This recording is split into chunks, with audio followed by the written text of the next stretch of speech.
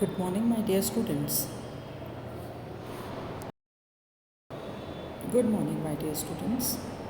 Today we are going to learn the poem Freedom by Rabindranath Tagore. So let us read the poem first. Freedom from fear is the freedom I claim for you, motherland. Here, the poet Rabindranath Tagore, or the poet persona, is wishing for the freedom of the mother country, India. See, this poem was written during the colonial era when Britishers were ruling over India. Therefore, here the poet persona or the Rabindranath Tagore himself is demanding freedom for the motherland, for the country India. He is telling the readers, or he is telling the people from his nation that we need freedom for our country. But for that purpose, first of all, we should be free from the fear which is hidden in our minds. The fear that we cannot break these shackles of the slavery, of the oppression. So that is the fear which is hidden among the Indians at that time. So first of all, he is saying that we should be free from that fear that we cannot achieve, that we cannot gain our freedom back. And he says, I claim for you my motherland. This is my motherland. It is my right that you should be mine or I should be yours. This motherland belongs only to the people who live in this nation and not to the rulers who have invaded the country. Freedom from the burden of the ages bending your head. Almost 150 years Britishers ruled over India. So here the poet is saying that the freedom has been taken away from us, has been snatched from us, maybe from the ages. And we are living under the burden of this oppression of the imperialists, that is Britishers, bending our heads.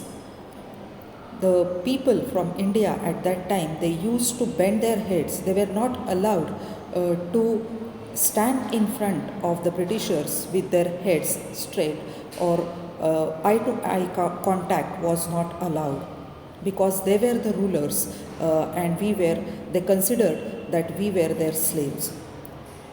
So we have been living under this burden that we are not free, we are their slaves, we are in their custody, bending our heads. We have lost our freedom, and therefore, first of all, it is our right that country should be ours and we should free ourselves from the fear that we cannot gain our freedom back. Breaking your back. See here, the figure of speech is alliteration, bending, breaking, back, blinding. The sound b is repeated over here. As we are bending our heads, similarly breaking your back, blinding your eyes to the beckoning call of the future. Here, the future is ours.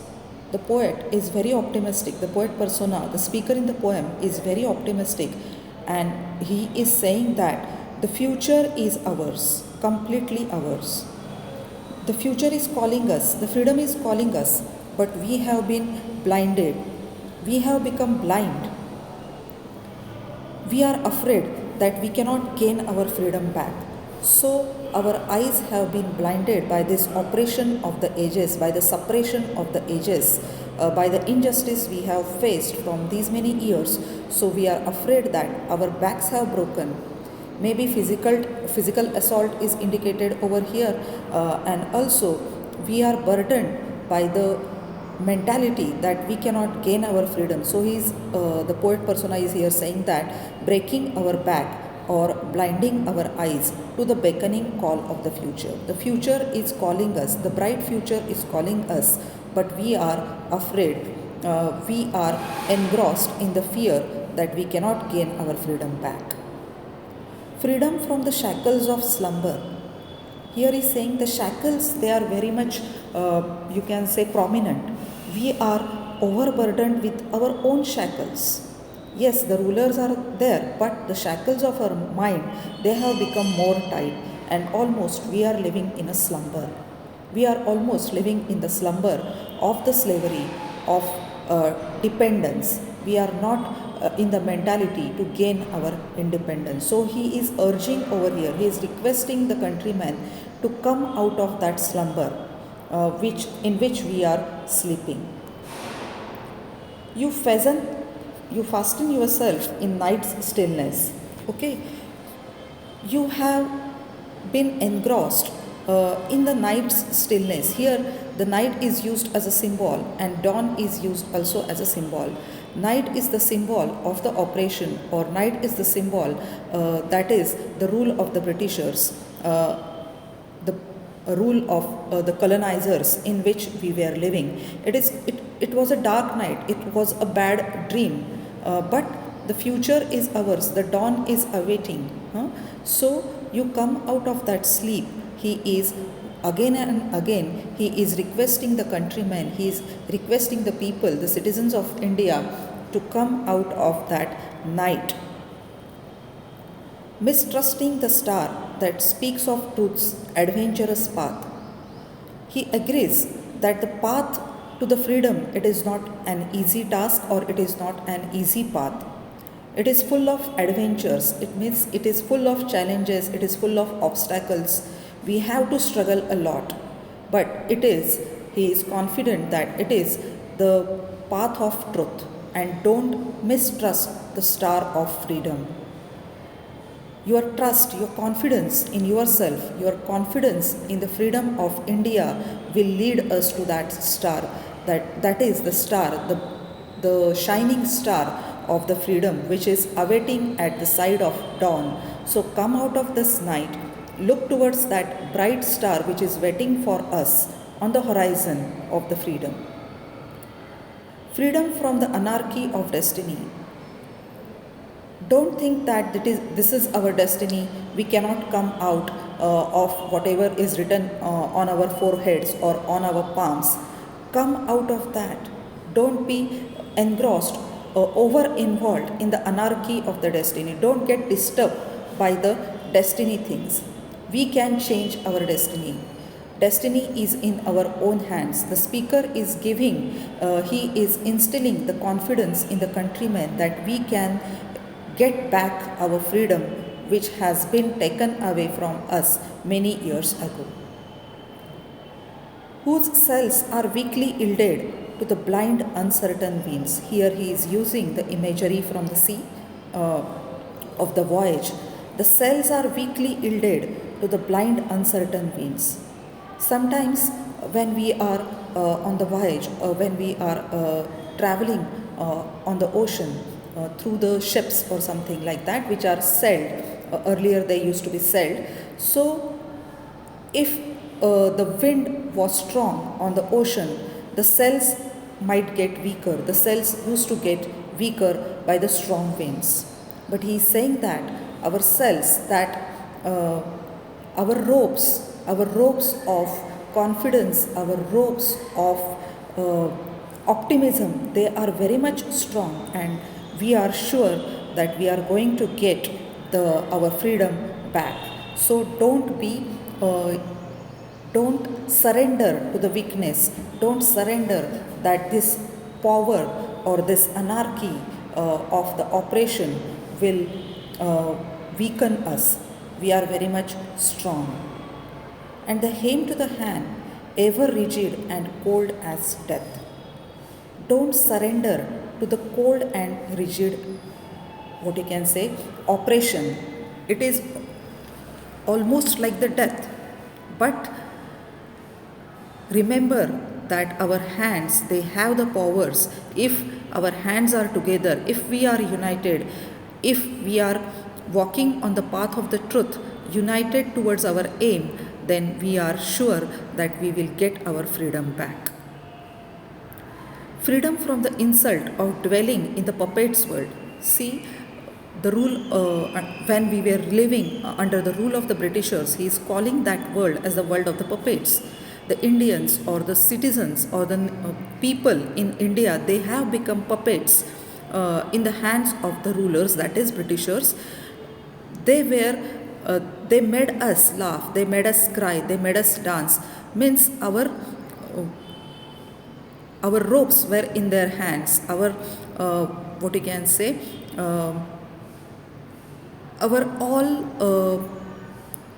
How we are going to speak or how we are going to behave, all these things, they were in the hands of the Britishers. So he is calling us the puppet in the hands of the Britishers.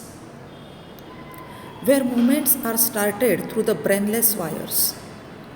He is saying, yes, we were living under the rule of the colonizers, but it does not mean that our brains, they don't have any power, that we are having the brainless wires or our wires have been lost. It doesn't mean that. We are thinking animals, we have our own opinions, we can take our own decisions. So though now we are ruled by the Britishers, though now we are what you can say dictated by the Britishers, but still we can think about ourselves, we can take our own decisions, we can oppose the rulers, we can regain our freedom back.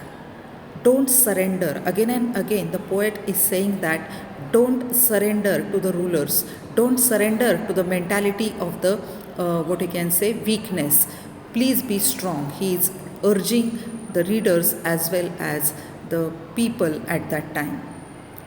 Repeated through mindless habits where figures wait with patience and obedience for the master of the show. In the last lines, he is saying that repeated through mindless habits where figures wait with patience and obedience for the master of show. See, sometimes it has become our habit that God will do everything for us. So we are waiting for the master of the show to do something. Here master of the show means the God. He will come, he will save us from this anarchy. He will bring back he will bring back freedom for us. See, this is not going to happen unless and until we try for our freedom. The God is not going to help us, because if we are involved in the mindless habits that we will wait patiently, we will follow, we are obedient people, we will follow the rules of the God, we will wait patiently till he brings us out of this unwanted situation. If we say like that, he is not going to help us, the God is not going to help us. The God help those people, those who help themselves. Here he is highlighting the fact that if you are united, if you throw the shackles, if you come out of that fear that we cannot regain our freedom, then and then only God is going to help us. So in this poem, Rabindranath Tagore is telling the readers, he is urging, requesting the people at that time in India that we have to come out of the mentality that we cannot gain freedom. We have to be confident, we have to be strong, we have to be united, and then only we can claim the freedom of India.